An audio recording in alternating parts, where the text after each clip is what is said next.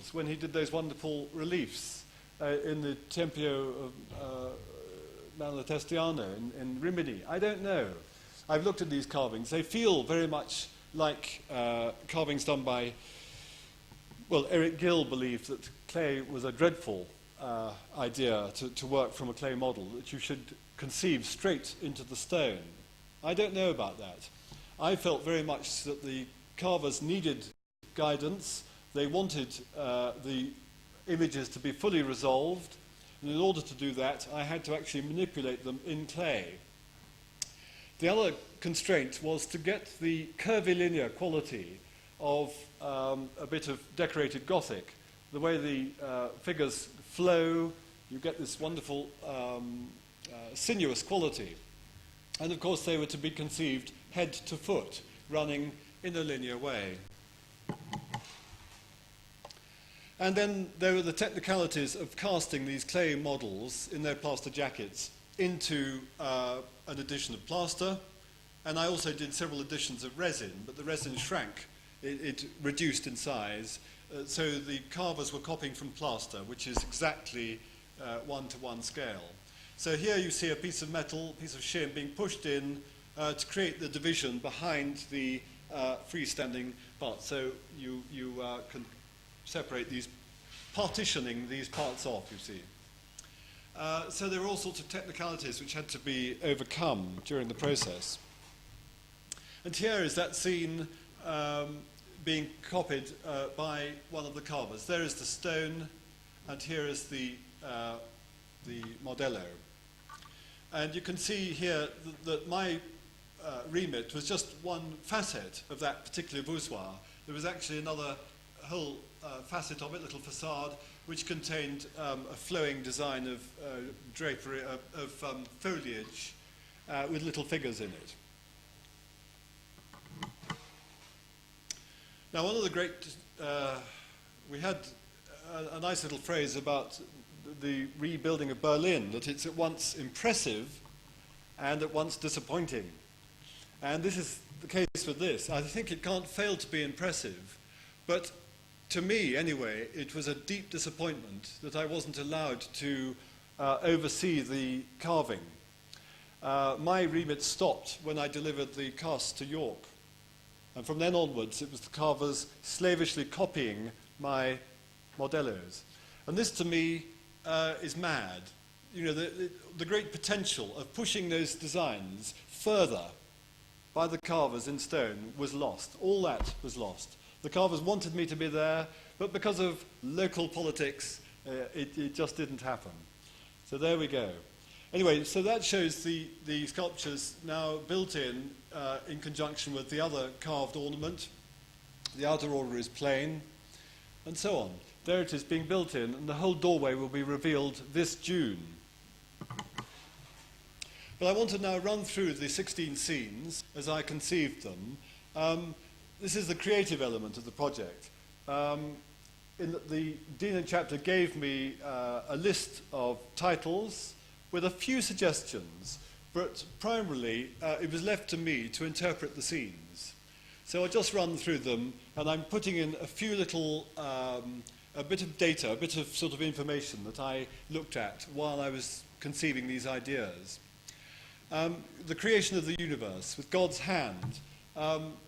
You saw in the drawing that it was a hand like this, a blessing hand, and I realized that it had to be a giving hand. The feeling of energy, almost at the same time resonating the stigmata of Christ's hand on the cross, but here like a turbine of energy, the rays coming down, the 7 rays permeating into the waters under the firmament, with the world sort of impaled in between.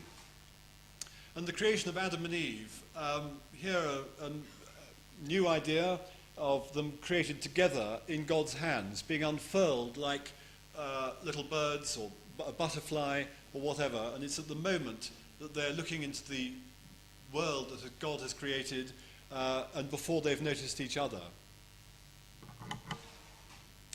And what was interesting was that I was looking, of course, all the time at things that interested me, usually Italian carving. And here we have the west door embrasure of San Zeno Cathedral in Verona. And here we have the typical medieval idea of God rather uncomfortably pulling Eve out of Adam's side. We thought that this was rather an archaic idea, and wouldn't it be nice to do something more contemporary? And similarly, in the next scene, this canon that you see repeated right down through the centuries of Adam on the one side and Eve on the other, with the tree in the middle and the serpent and the fruit. And that's how my first design, in fact this was about the second idea, this is how it evolved. Already I was realizing that each group had to relate to its canopy. This is a rough clay mock-up here. And this obviously wasn't working. The tree didn't follow up into the dark shadow. And it was rather boring. You saw in that long strip, they were all repeated figures on the left-hand side with Adam and Eve, these repeated figures. So it was suggested that I should create a caesura, a break, and have a seated Adam, this is my idea, and create a circular composition. And of course you do see this. Bergamo Cathedral, there's a 15th century image of a seated Adam and Eve. So it was very interesting looking at how people have interpreted these scenes through the centuries. Here in Perugia, the Fontana Maggiore, incidentally being conserved at the moment, after and before.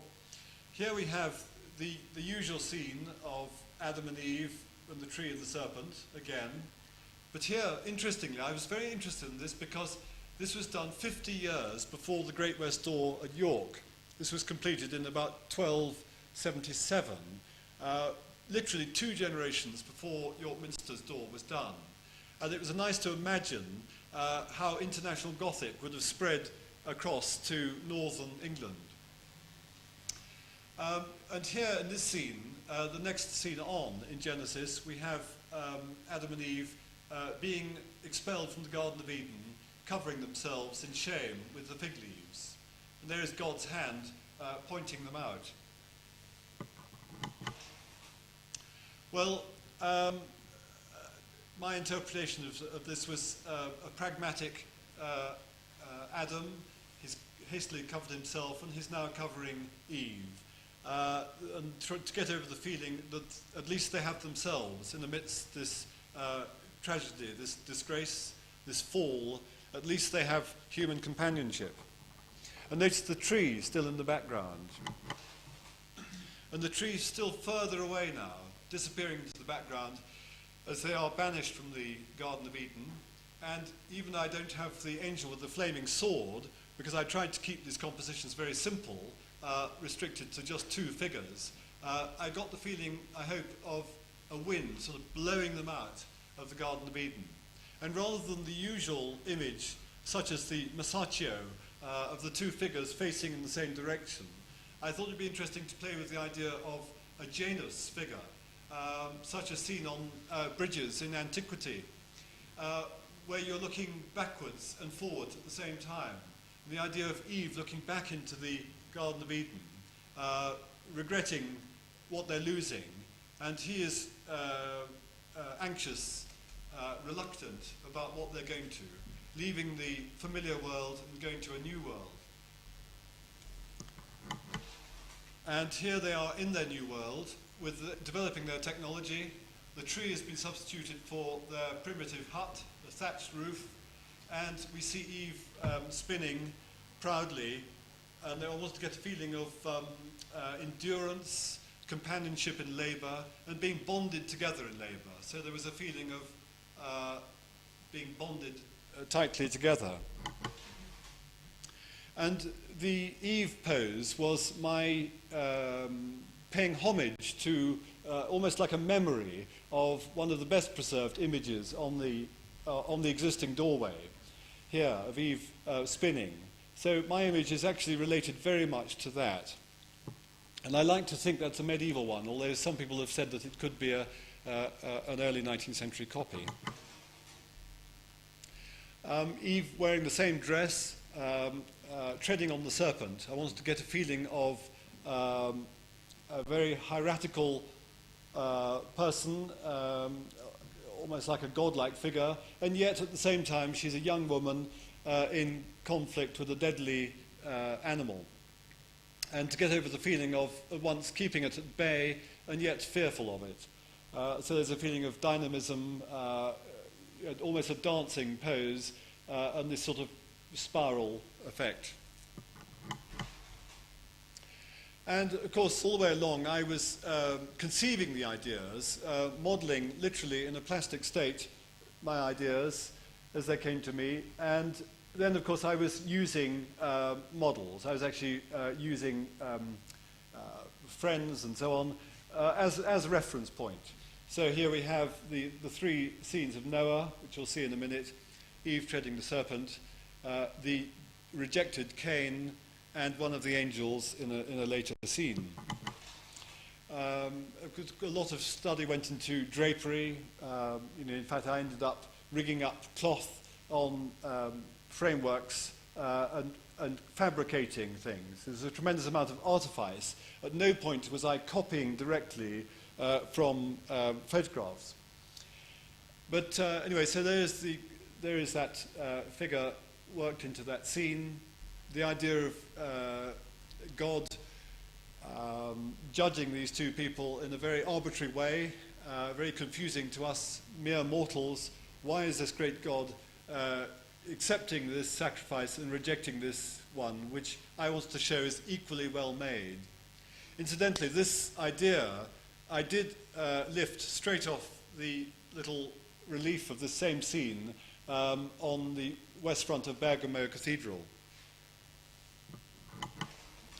And the consequence of that scene is Cain's wrath, Cain's anger, killing Abel in the most violent way that you would do if you just were there in the middle of a rocky landscape, picking up a rock and killing him. Those two scenes, incidentally, they're taken in a very flat light because they are up against the keystone. They will be seen from below, and they rely very much on the contour of the figures. So modelling was not so important, contour was everything. And all the way along I felt, as these figures decay over the next few centuries, I wanted the edges to be very descriptive of the scene, so that even the narrative quality actually works. If you took out the middle, you would actually see what was going on around the edge. Because it seems that this stone decays through salt efflorescence, salt expansion. It's to do with the areas where you have large surface area to small volume. Those are the areas that decay first. So I was very keen to get the background as specific as the high points. The trilogy of Noah, here he is building the ark. I want to get the feeling of the ark pushing up into the canopied recess, the niche head. There he is doing this great work called by God, selected. He doesn't know why, but he's been told to do this great work. And here are the onlookers who are shortly to be drowned in the deluge. And for that, it was very inspiring to see the Matthew project at Bristol, a recreation of the ship that John Cabot discovered Nova Scotia in 500 years ago, in 1496. And here we have the next scene of being on the flood. And I wanted to convey a feeling of floating, a calmness, a feeling of patience, patiently waiting, and a feeling of awe that God could create this great flood, and will they survive? A feeling of faith. And here, the final one of that, in that Noah has survived. There is the ark on Mount Ararat, the rainbow, And for this, I chose, it said he built himself an altar. Well, I thought it'd be nice that he should find an objet trouvé. And this is symbolizing, of course, in the scene, in the story, it's symbolizing a pagan altar, an altar of the drowned civilization.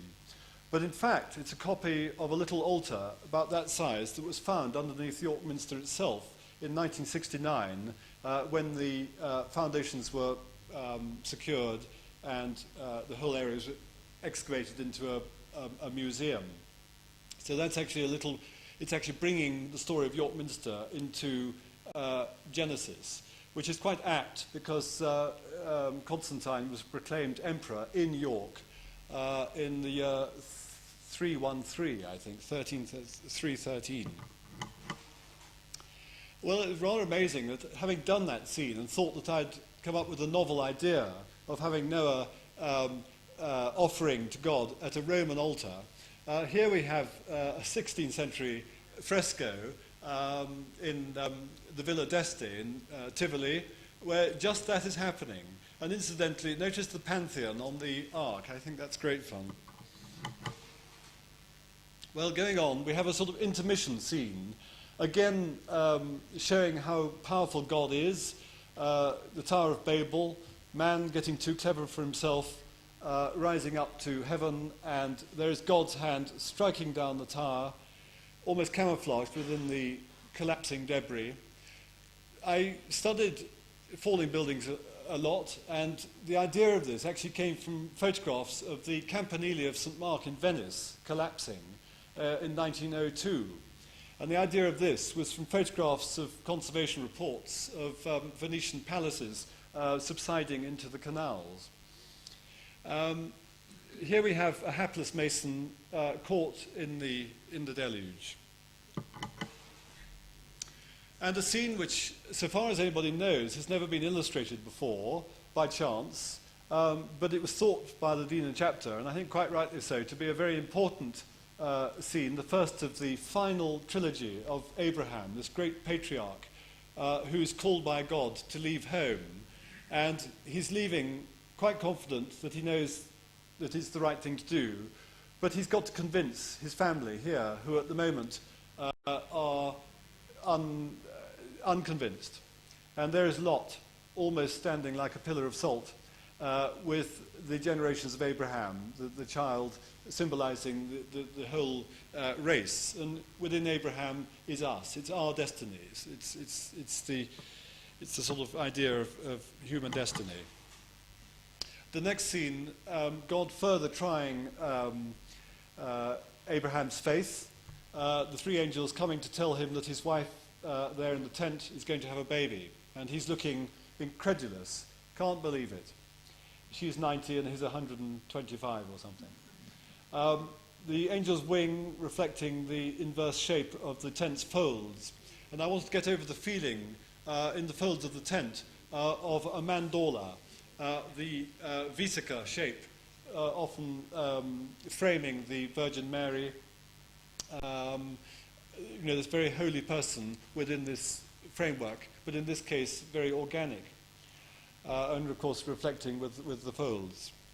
And the final scene, I'm sorry I'm going on too long, Abraham about to sacrifice his one and only, his son and heir, Isaac. Sorry, Abraham about to sacrifice Isaac. And there is the sword about to plunge, and it's at the moment that God is saying stop, and there is the alternative sacrifice, the ram in the thicket in the background. And this scene had to act like a full stop. Could you remember the first one, which was the creation of the universe, which is like a springboard, and then this whole story goes round and ends with this one. So we have this stratification, this moulding which was given. This is the original Gothic feature, which I copied from the original. Then we have this rough-hewn altar, the funeral pyre, the sacrifice, the limestone ridge, shelf, and so on. So we have this sort of this stratification. And just as a final little link with the past, this lovely feeling of continuity with a great tradition. this little loculus seal, little terracotta seal on a loculus in Carthage, Tunisia. Here we have Abraham with his sword, killing his son, about to kill his son, and the ram in the thicket. Little tiny primitive relief. And there, just to end, a different view of that scene, also showing that everything is looking up to the doors, the great doors with the minster inside. Thank you. Gone on far too long.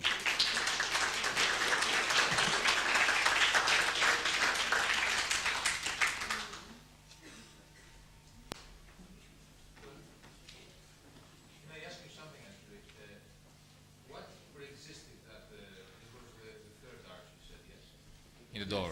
I mean, the reliefs, the pre-existing reliefs that we saw in a state of decay. I mean, what were they? Well, because basically, I assume that you replaced everything. No, I should say that the only figurative scenes beforehand were, again, just 16 figurative scenes, and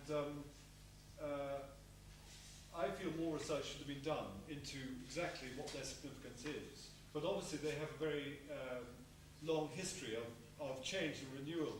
And rather like Chinese whispers, as you whisper something, somebody hears it differently. And as going through the centuries, what we saw in 1993 was obviously quite different. I mean, the original carvers would not have recognized, because it was almost like a meaningless bit of iconography. That's the thing, the iconography was difficult to follow. And the early 19th century people had, they duplicated two Adams in the garden. There were two scenes of Adam and Eve and the tree and the apple. It was very strange, very difficult to decipher. And higher up, the medieval ones, it was impossible to say what they were. And there was one thought that it was a Petrine cycle, as opposed to a Genesis cycle, because it's the cathedral is dedicated to St. Peter. And there was a tradition of having Petrine cycles on Great West doors, but usually they were Genesis. And as the early 19th century restorers had done Genesis scenes, it was thought that it had always been Genesis. But because the iconography was so disjointed, this was the excuse for the Dean and Chapter to say, right, that doesn't work for us as a religious statement today. We're going to make our own religious statement, which will hopefully have meaning. Now, I'd be very interested to know what people think. Oh, yes, sure, please.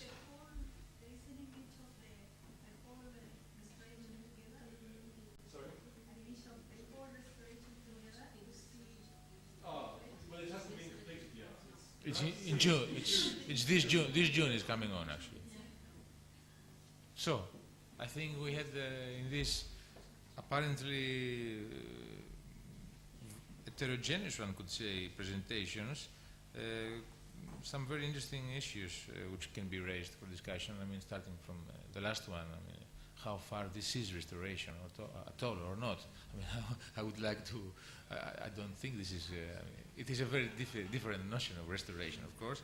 And of course that would go completely in the opposite way of Professor Bellini's need or claim for conservation, and the change of scale vis-a-vis. It's very interesting actually talking for the little reliefs or the small scale reliefs and then going to such a city as Berlin, as we saw, and to the reconstruction issue brought by Professor Bristow, who I think left the room. So please, if anybody would like to ask something or to make a remark on the things said.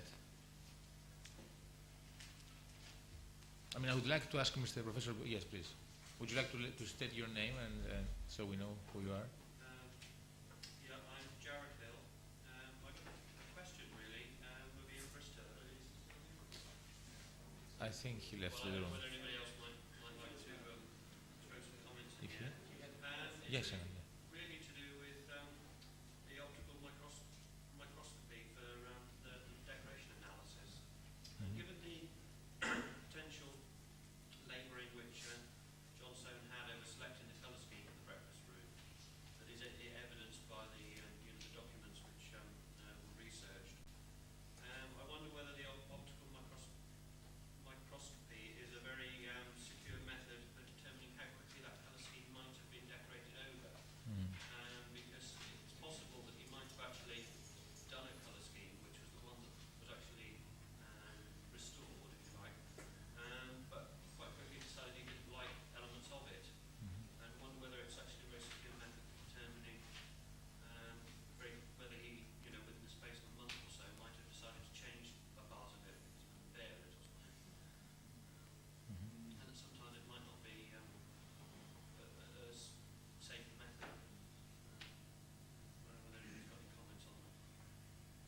Well, you know, he was, Professor Bristow had to leave because he had a cough, as you remember, he said at the beginning.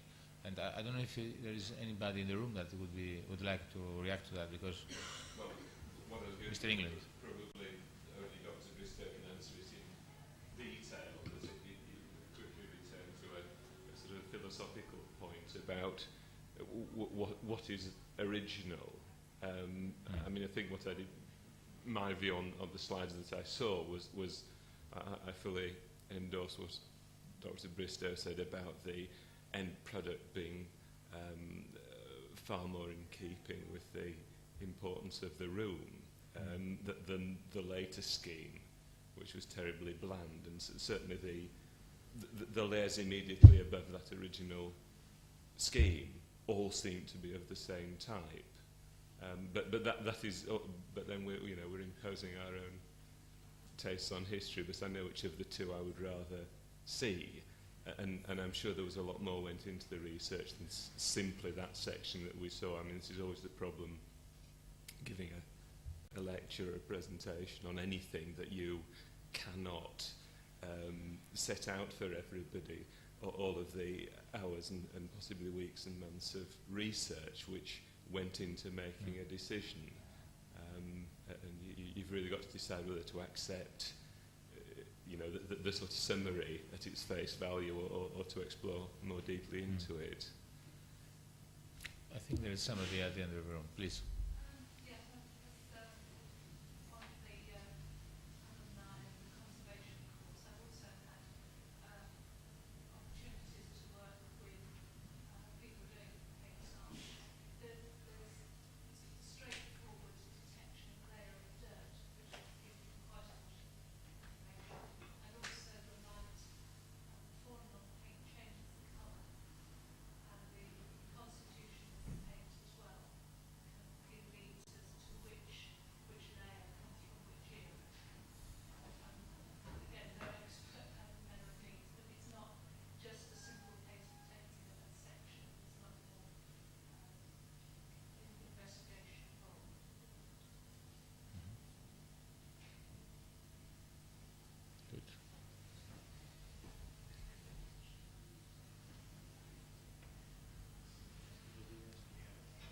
Professor Bellini, yes, I will translate you. You can speak in Italian. Sì, me lo traduci perché non l'ho sentita. Which one? For the color. La domanda. Non c'è una domanda.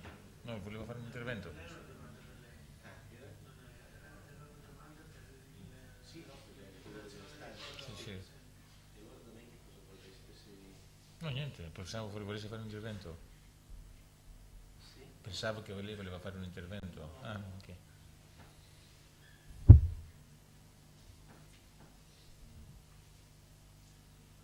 Yes, please.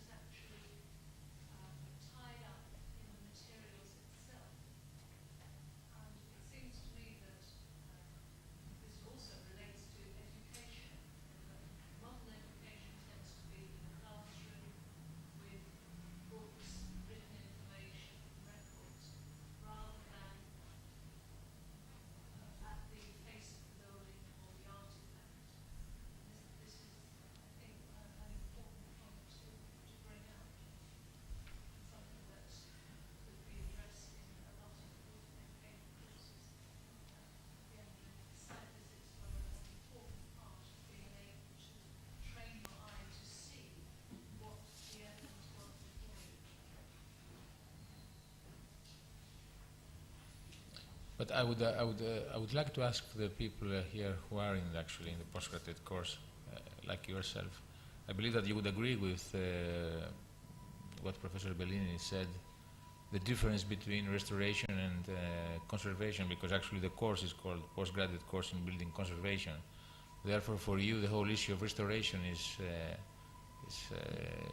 I mean, how would you feel? I mean, because basically we are talking a lot about restoration. Is it a term that we should banish completely or not? Yes. Or when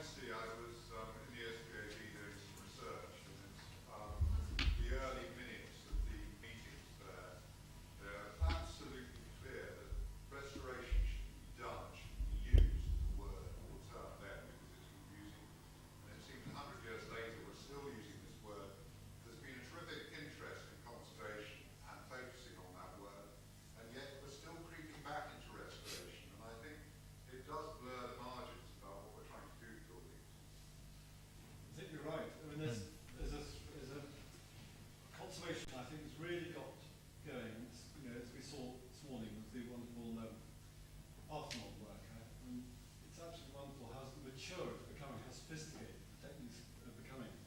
And I see, you know, having been involved in conservation right to the hilt in the lime world, I'm finding in the last few years, in fact, going contemporary with this York Minster project, which has been going for 4 years now, there have been other things like Henry VII's Chapel on Westminster Abbey, where we've got, you know, it is restoration, without doubt, total restoration. And I think there will be a reaction. There's a reaction going on against conservation. And I don't know, I mean, what is tragic about York Minster is that it meant the destruction of a medieval doorway, and it's somehow being done. They've got away with it. I found myself in the middle of it. It's extremely embarrassing.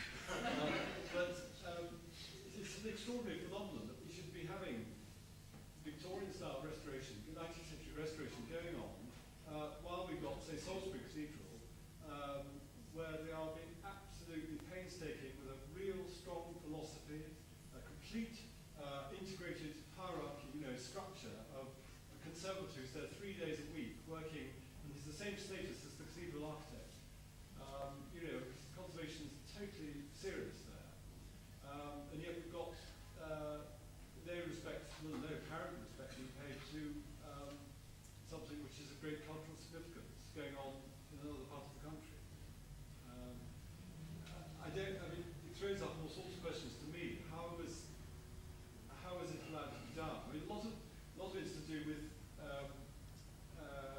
finance. Everything comes down to money in the end. If you haven't got any money, you ask for a grant. English Heritage gives you a grant, and they call the tune. They tell you what to do. If you're like Westminster Abbey, a royal peculiar, or York Minster, which has tremendous capacity to raise private funds, they're very clever at just raising money. And they can raise enough money to do what they like. And English Heritage won't grant aid it, but they seem to find it difficult to stop it. But I mean, Donald Buttress believed in that kind of Yes. you know, way to attract restoration. Yeah, he does. Archaeologists at Chichester you know, are very upset by what he's doing to us. There's a continuing tradition with cathedral architects. Yeah. And I've met a few, you know, all of us have been on the course of met a few, and we've seen, basically, you go to a cathedral, there's likely to be this very, very powerful character who has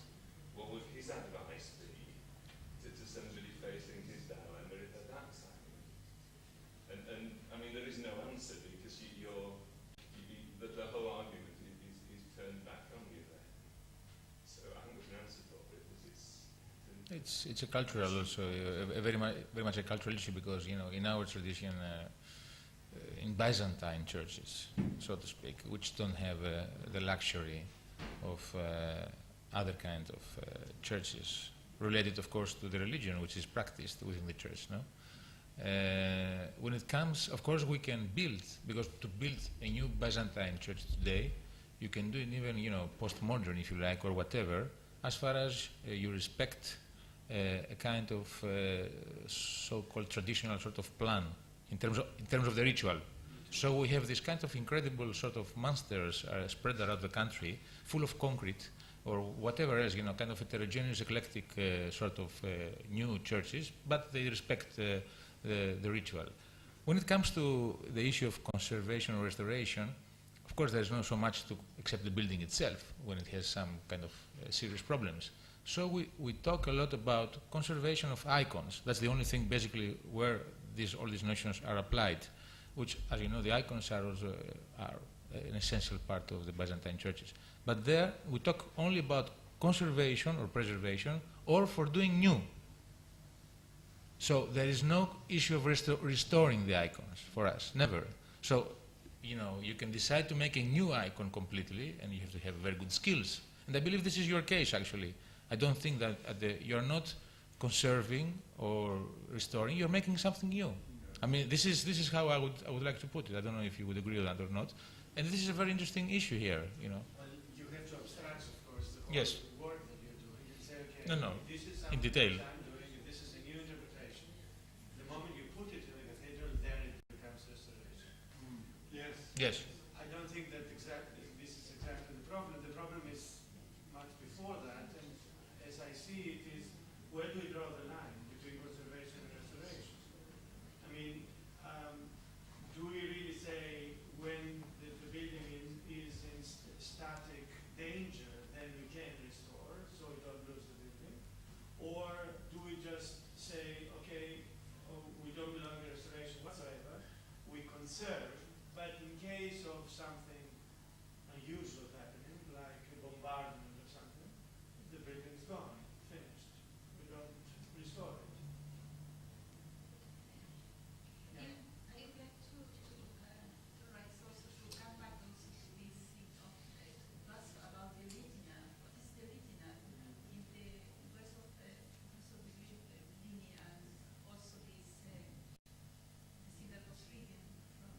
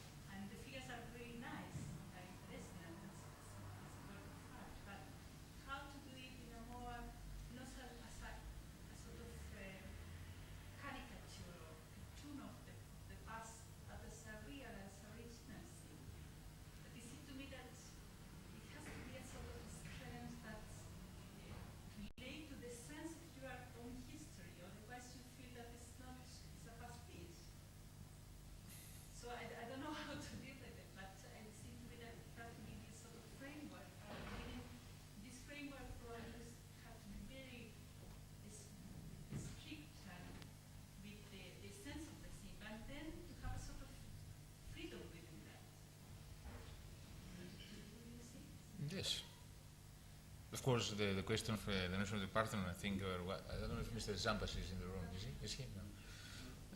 Because he mentioned something this morning in the discussion, the fact that basically when they restore, they don't restore just technically, but they try to give the aesthetic value of what was supposed to be this important aesthetic value since the conception and the implementation of the Parthenon. But I think this is a very relative issue. I mean, we've been discussing with Professor Bellini and Professor Torsello behind, and we said that basically it is a matter of technical issue more than giving back the aesthetic value through the restoration process, because it is true that concrete in the 1930s or metal provoked some very crucial technical issues, and therefore we can replace them and put titanium. But there is no question of offering again back an aesthetic issue that I would ask you provocatively, who is going to recognize it? Who is going to recognize from the mass of the tourists today who visit the Parthenon or the Acropolis the incredible, fantastic elatocy, the so-called the dimension, the entities in the columns of the Parthenon today? Who has the frame of understanding this, if presumably there was one, once a frame? So just a moment to finish my point. Of course, one could say, this aesthetic dimension or value exists. It is kind of absolute. It is within the human mind to recognize this. And of course, I am sure that there will be some of us who would dispute this also, that there is not an absolute ideal beauty or value or whatsoever. So the question is much more complicated, I would say, but you want to say something, please? Well, I was just saying, I think I believe it. I think there is an absolute thing about it. And there's a sort of funny, within the sort of museum world, there's a funny tendency these days. I mean, for instance, at the museum at the Old Royal Observatory, very close to the Queen's building that you were describing, for some reason they've taken all the old stuff out of there. Thousands of time clocks and wonderful, it was a museum of chronology, and they put them all in a plastic porta cabin, which was fabulous to visit. And then they were doing up the Old Royal Observatory, and they were going to put back just like one example of each and some fakes, and because they thought that you'd want to get round in 40 minutes and you just want to see one of each. I mean, to me that was a complete travesty. I'd much rather go to the porta cabin. And I don't know why there's this sort of fakey sort of, this country only, all our countries are full of wonderful stuff, but to sort of suddenly feel that you have to be so paternalistic to people that there might not be anybody who actually appreciated the real thing. Yes. It's what? Yes, we've had a great advantage this afternoon, talking from almost, I think it was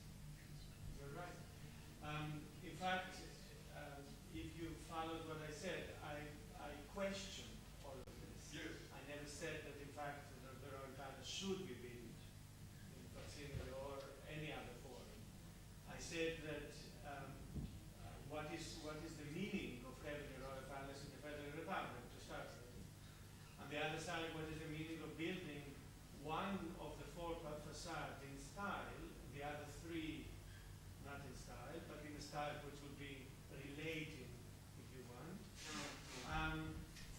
Third point was the functions. What kind of functions are you putting into this place? And the fourth is going back to the original and saying, okay, let's see in fact what is happening or what happened when Schinkel came to Berlin and did the urbanistic program around the Royal Palace. And this is quite important because if I understood well for the 1.5 years that I have been living in Berlin and working on it, what they have been trying to do is in fact isolate a period in time which coincides very much for the center of Berlin with Schinkel's period. And this period of Schinkel, in specific instances, has to be reproduced. Now, in some cases where the building is there, where some building is there, this is quite all right, because, I mean, you just go on and you clear a little bit the area and all of that, and it's perfectly okay.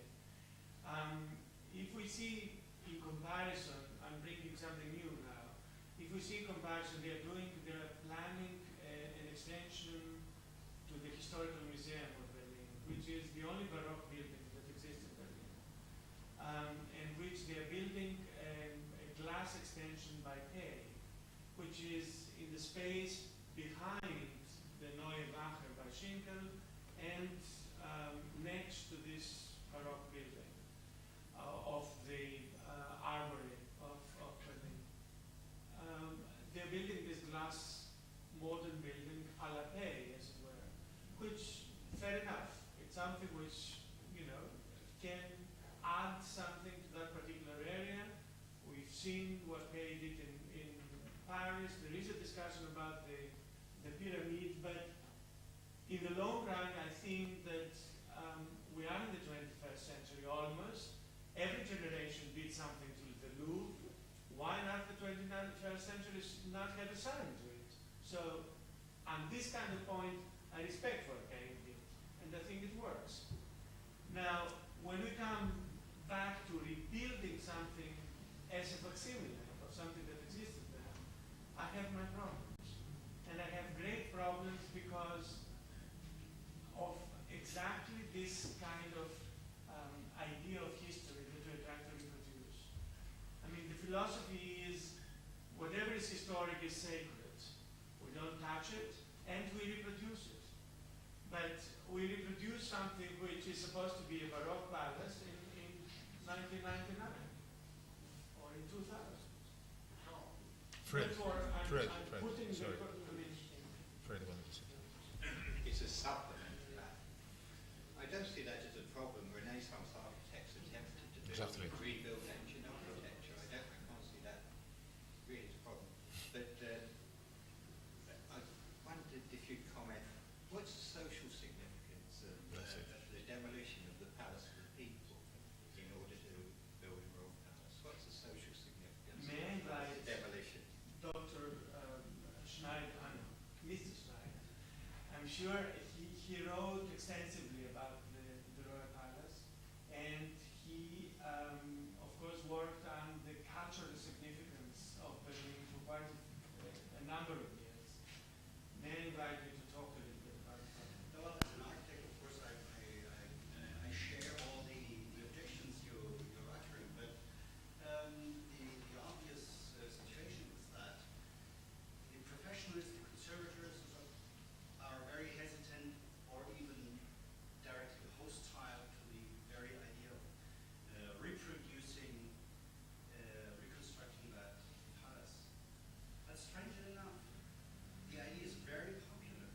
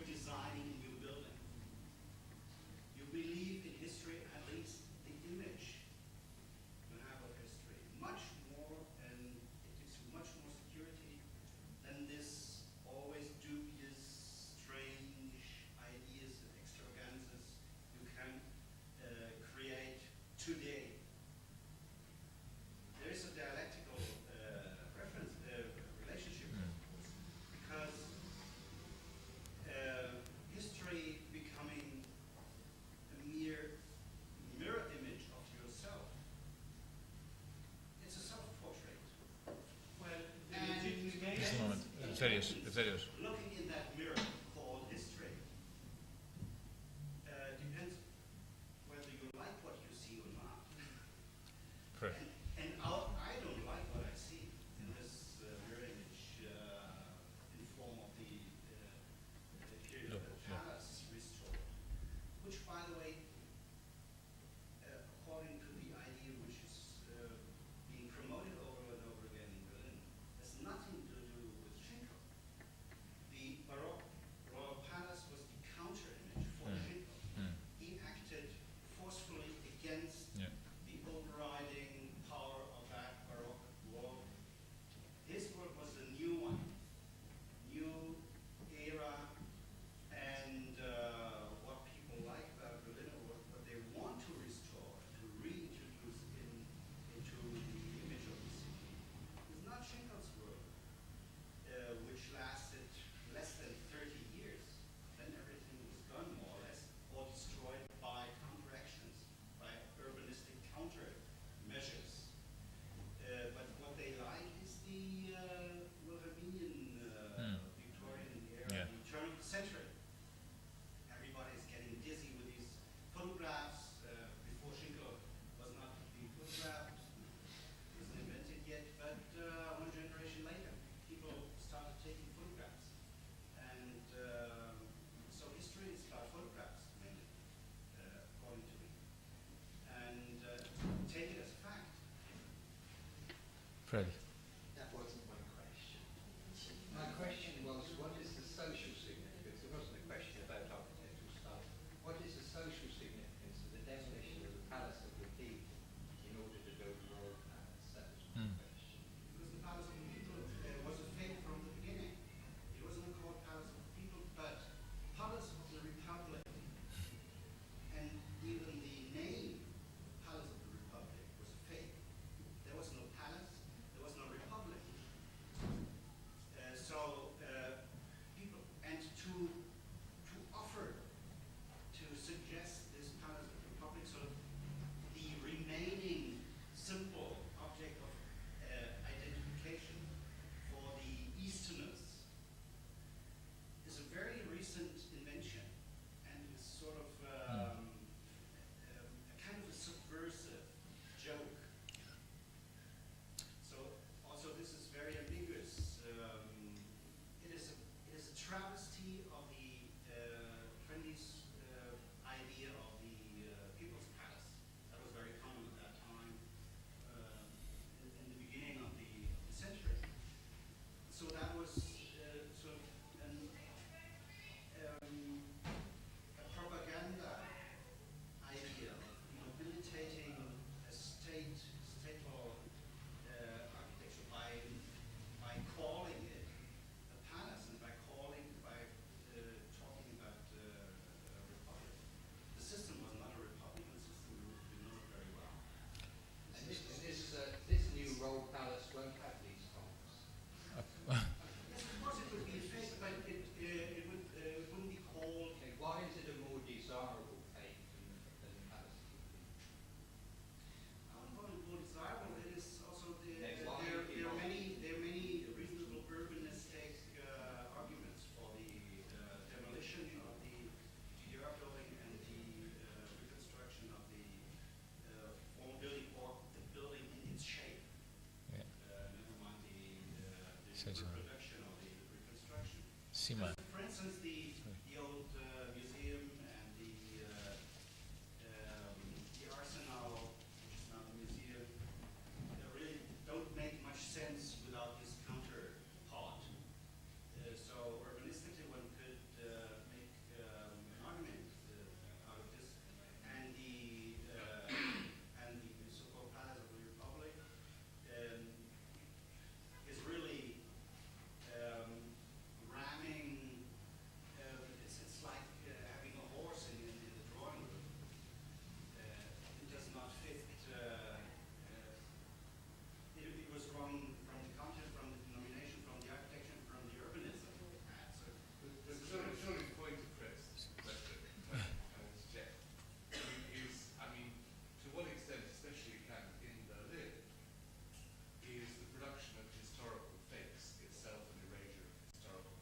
Sure.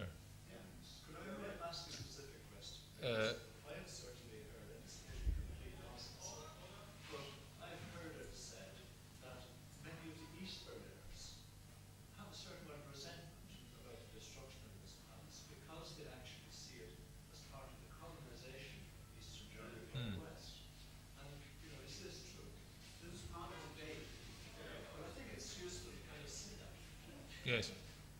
Yes, but as I feel this is quite recent development. After the